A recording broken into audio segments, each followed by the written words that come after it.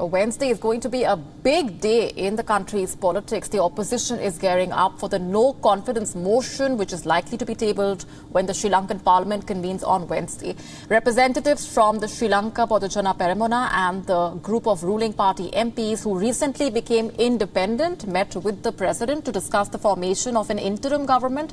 During the discussion, the SLPP conceptually agreed to the concept of a national consensus government.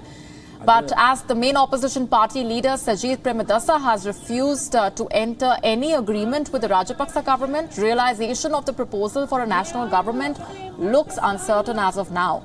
While the SLPP and the breakaway members of parliament are preparing for a national government, Mahinda Rajapaksa has maintained stoic silence on the entire matter. The fate of the Prime Minister Mahinda Rajapaksa hanging in the balance. Parliamentarian Basil Rajapaksa reportedly commented during a meeting held with the independent parliamentarians where he said that Prime Minister Mahinda Rajapaksa may decide to step down from his position.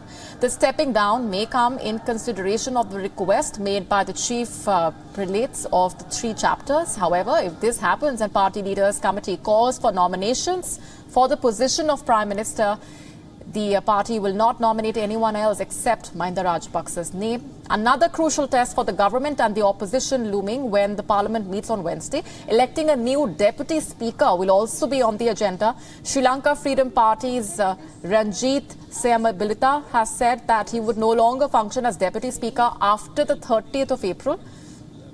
Submitted his resignation, in fact, to the President Gotabaya Rajapaksa soon after the SLPP FP members quit the government. I raised the point of order. Thereafter, I will present. After raising it, I will... Our correspondent, Sonia Toda, getting us this report from Colombo. Take a look. Sri Lankans across the country have continued to stage protests against the Gotabaya Rajapaksa-led government, more specifically here in Colombo, with the Occupy Golfers protest site now being named as one of the central protest sites here in the country.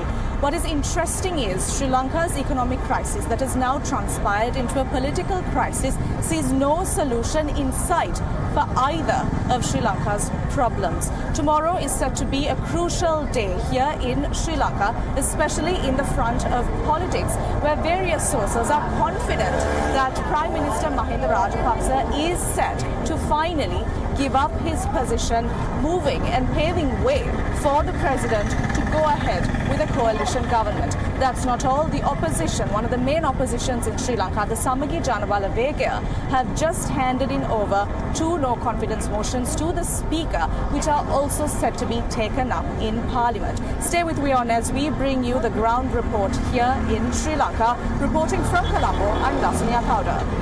WION now available in your country. Download the app now. Get all the news on the move.